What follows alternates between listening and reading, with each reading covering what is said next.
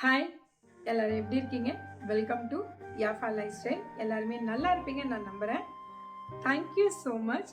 எதுக்கு இந்த thank you so much நான் சொல்கிறேன்னா, லாஸ்ட்டாக நான் போட்ட வீடியோக்கு உண்மையாகவே ஒரு 20 மெம்பர்ஸ் அதை நீங்கள் பார்த்து எனக்கு கமெண்ட் பண்ணியிருக்கீங்க. அதுக்கு தான் நான் வந்து தேங்க்யூ ஸோ மச் சொன்னது.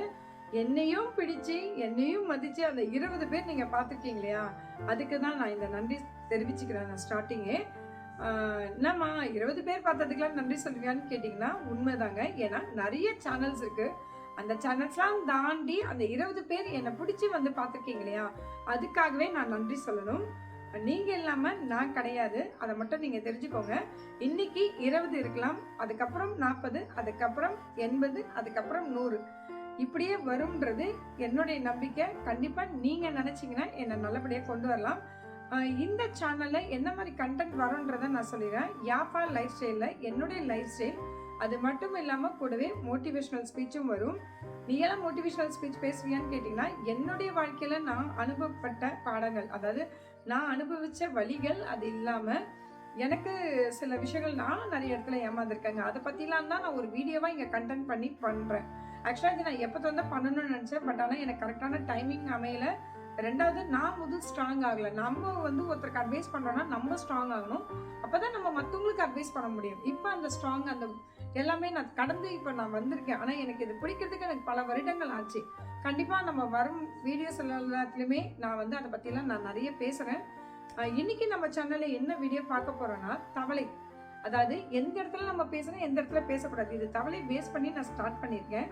தவளை வந்து எப்போ பாரு வந்துட்டு கத்திக்கிட்டே இருக்கும் இல்லைங்களா, அதே மாதிரி தான் மனுஷங்களும் எந்த இடத்துல எப்படி பேசணும் கூட தெரியாம தேவையில்லாத இடத்துல தேவையில்லாம நிறைய வார்த்தைகள் விடுவாங்க. ஆப்போசிட்ல இருக்கிறவங்க நம்ம பேசுறது கேட்கறாங்களா கேட்கலையான்றது கூட தெரியாம அவங்க பாட்டுல பேசுவாங்க. அந்த மாதிரி மட்டும் தப்பு தயவுசெய்து யாரும் பண்ணிடாதீங்க. அதை பத்தினே தான் இன்னைக்கு நம்ம முழுக்க வீடியோ பார்க்குறோம். வீடியோவை ஸ்கிப் பண்ணாம ஃபுல்லா பாருங்க. நம்ம சேனலை சப்ஸ்கிரைப் பண்ணாம பார்த்துட்டீங்கன்னா ப்ளீஸ் சப்ஸ்கிரைப் பண்ணிக்கோங்க, பெல் ஐக்கானை கிளிக் பண்ணிக்கோங்க. அப்பதான் நான் போடுற வீடியோஸ் எல்லாமே உங்களுடைய நோட்டிஃபிகேஷன் பாக்ஸுக்கு வரும். அண்ட் தென் நம்ம சேனலில் மெம்பர்ஷிப் லைவ் இருக்குது, ப்ளீஸ் ஜாயின் பண்ணிக்கோங்க. அடுத்த கமெண்ட் தயவுசெய்து கீழே போட்டுறாதீங்க.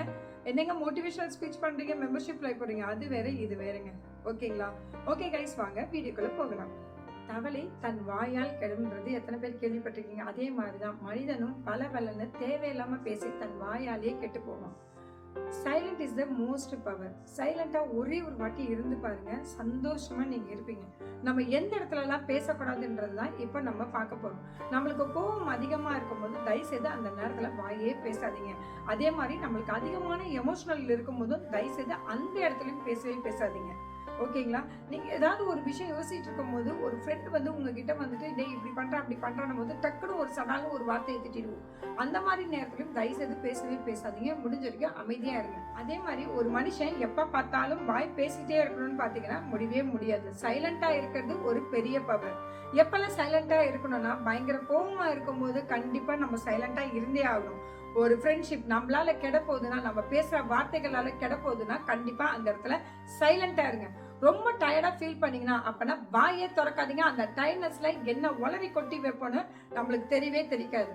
அதே மாதிரி ஓவர் எமோஷனலா இருக்கும் போது, எமோஷனலா வீக்கா இருக்கும் போது ஒருத்தரை பத்தி முழு கதை தெரியாம நம்ம போய் நம்மளுடைய ஒப்பீனியனை கொடுக்கவே கூடாது. அப்ப நம்ம கண்டிப்பா சைலண்டா இருக்கணும். நம்மளால கத்தி தான் பேச முடியும், எனக்கு இப்படிதான் வாய்ஸ் வரும் அப்படின்னு நம்ம நினைச்சோம்னா அது இன்னொருத்தரை பயங்கரமா அஃபென்ஸ் பண்ணிடும். ப்ளீஸ் அப்போ சைலண்டா இருக்க பாருங்க. அப்பதான் நம்மளுடைய பாண்டிங், நம்ம ஃப்ரெண்ட்ஷிப், நம்ம லவ் ரிலேஷன்ஷிப் எல்லாமே நம்ம காப்பாற்றிக்க முடியும். ஸோ தவளை மாதிரி வளவலன்னு கொலக்கொல்லாம பேசாம சைலண்டா ஸ்ட்ராங்கா ஒரு நல்ல மதிப்போட நல்ல ரெஸ்பெக்டோட இருந்தோம்னா அது நம்மளுக்கு ரொம்ப நல்லதுன்னு நான் நினைக்கிறேன். நீங்க என்ன நினைக்கிறீங்கன்றதை இந்த வீடியோ கமெண்ட் பாக்ஸ்ல சொல்லுங்க. இதே மாதிரி நம்ம நெக்ஸ்ட் வீடியோல பார்க்கலாம். Bye, take care and thanks for வாட்சிங்.